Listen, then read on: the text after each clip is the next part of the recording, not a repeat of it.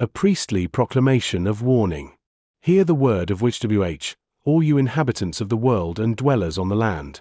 I speak tonight as a priest of the royal Levitical order, divided by lot for sacred service, standing before the priestly tabernacle at the appointed place. I have not come of my own will. I have been elected and caused to approach. The lot has fallen. The hour has been set. And the Father has answered with a convergence so far beyond the threshold of chance that the mathematics themselves bear witness. 9.79 sigma. A probability of random occurrence so small it carries 15 zeros after the decimal point before the first digit appears. The draw is not behaving randomly.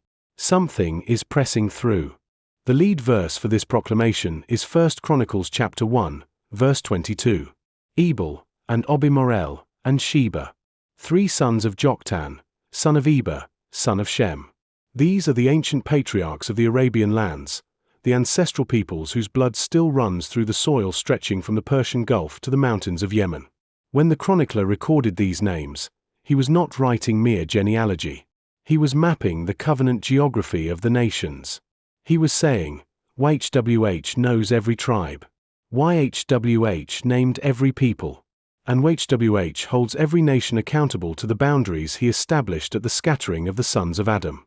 Tonight I bring 3 witnesses drawn from the Urim Thummim version, 21 verses in total, drawn by quantum entropy under the Shield Protocol, and every one of them passed through the fire of statistical correction and emerged burning. The first inquiry was direct. Does war with Iran begin this evening? And the Father answered with a verdict of yes, affirmative. The threshold was crossed. All 6 channels of convergence fired simultaneously. 95% confidence. Moses and Aaron came before the priestly tabernacle at the appointed place. That is the lead verse of the first draw. Not a verse of battle. A verse of priestly positioning before a divinely fixed intersection of time and purpose. The Hebrew concept of mode, the appointed time that cannot be moved by human hands. And then came the boundary covenant. Jacob and Laban standing at the mound, the pillar between them, swearing, I will not cross over this mound to you, and you will not cross over this mound and pillar to me, for harm.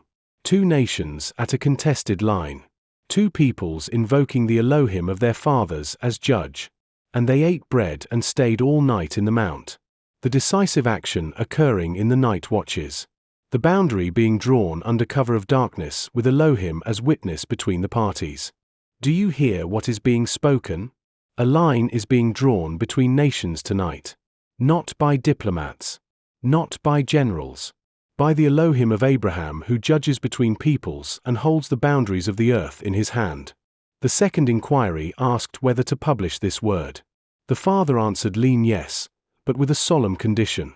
The lead verse of that draw was Leviticus. Anyone who is unclean from among your offspring who approaches the holy things that the covenant children of Israel consecrate to which, that person will be cut off from my presence. This is not a closed door. It is the threshold requirement. You may bring this word forward, but you will bring it forward with consecrated hands. You will bring it forward as a priest, not a pundit. The ensign of Isaiah is meant to be raised. All you inhabitants of the world and dwellers on the land, note, when he lifts up an ensign on the mount. But the manner of the raising matters as much as the raising itself.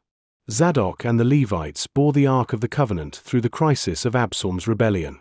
They did not hide it. They did not bury it. They carried it forward through political upheaval because the covenant vessel does not retreat when the kingdom shakes. And this word about the nations is a covenant vessel. It must be carried, not buried. The third inquiry asked the Father to guide the message of battle. And he answered not with a war cry but with a covenant whisper. Let your heart keep my code of wisdom, because length of days, long life, and peace, will they add to you. The Hebrew word shalom is the spoil of this warfare. The weapon is wisdom herself.